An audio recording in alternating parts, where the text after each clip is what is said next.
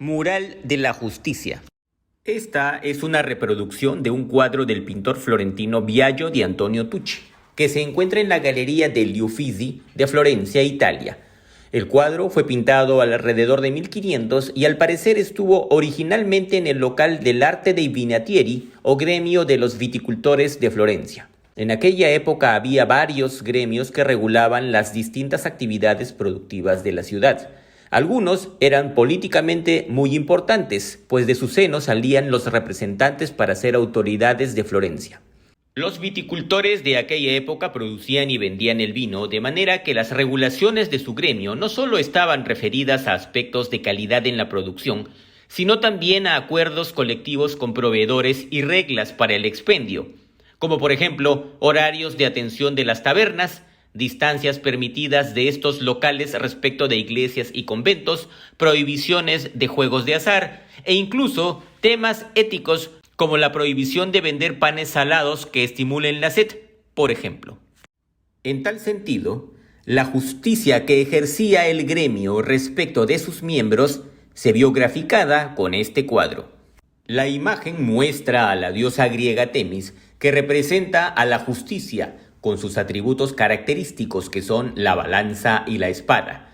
La balanza representa el equilibrio que se busca para darle a cada quien lo que le corresponde, tal como lo dice la definición romana de la justicia.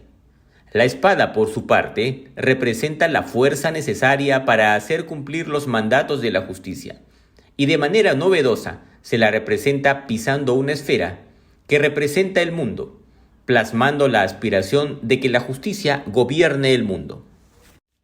El cuadro original de Biagio tenía en sus extremos 4 escudos, 2 en la parte inferior con la copa que simboliza el gremio de los vitivinicultores, y en la parte superior la Croce del Popolo o Cruz del Pueblo Florentino, y la flor de lis, símbolo de Florencia, al otro extremo.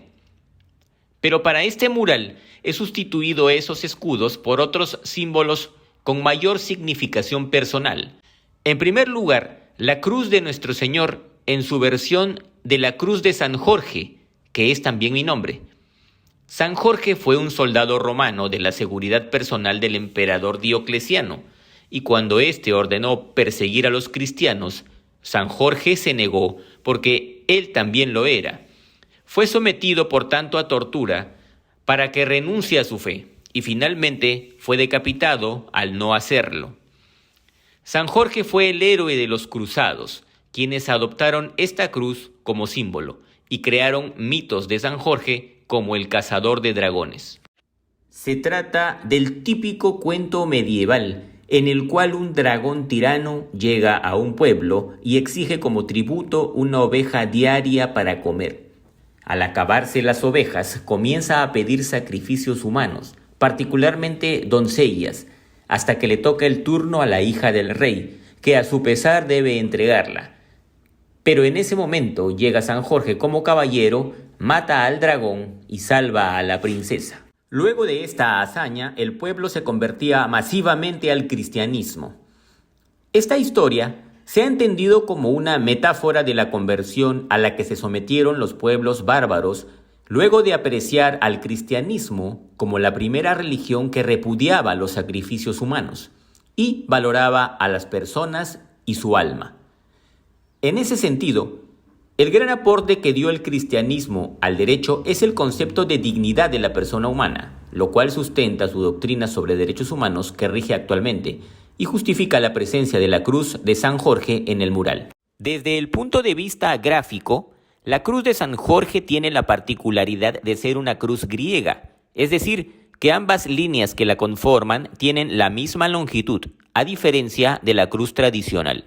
Actualmente la podemos encontrar en muchos símbolos nacionales europeos, como la bandera de Inglaterra, de Georgia, de Milán y Cerdeña en Italia, de Almería, Tudela y Calahorra en España, entre otros.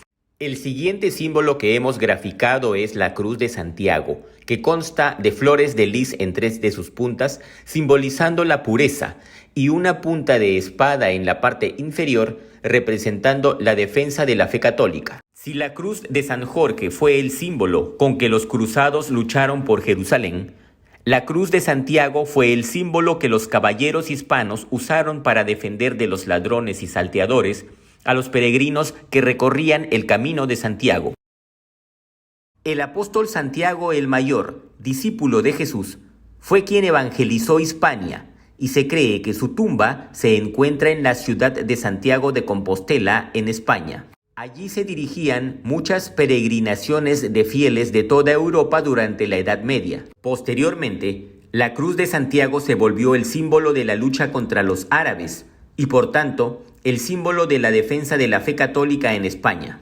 Al descubrir América, los españoles pusieron la cruz de su patrono Santiago en sus estandartes para conquistarla. Y hoy, muchas ciudades en América se llaman Santiago, como Santiago de Chile, Santiago de Chuco, Santiago del Estero o Santiago de Surco, que es el nombre del distrito en el que se ubica esta casa donde he pintado el mural.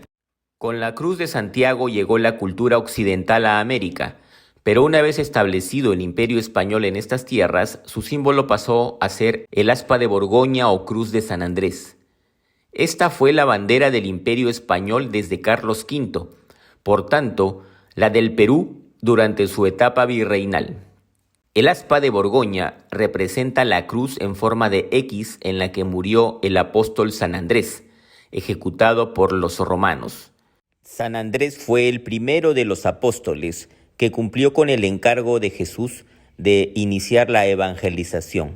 La evangelización significó también para los indígenas el abandono de religiones que exigían sacrificios humanos por otra que no lo hacía. Asimismo, llegó el derecho, particularmente el derecho castellano e indiano, precursores de los derechos humanos en el mundo. En el cuarto escudo tenemos a la bandera actual del Perú republicano.